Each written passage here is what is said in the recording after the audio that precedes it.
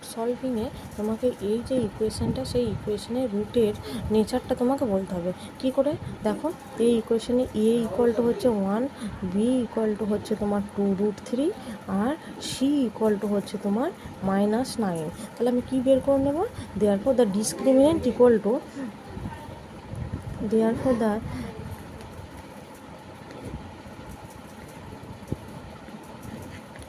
Discriminant equal to কত হবে না, b² - 4ac ইকুয়াল টু কী হবে না, b² মানে হচ্ছে b মানে হচ্ছে 2√3 তার হোল স্কোয়ার -4 ইন্টু a মানে 1 ইন্টু -9, ওকে,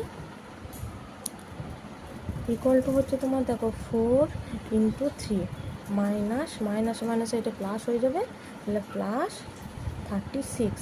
তাহলে এখানে হচ্ছে তোমার 12 প্লাস 36 ইকুয়াল টু কত হচ্ছে তোমার 58 গ্রেটার দেন 0।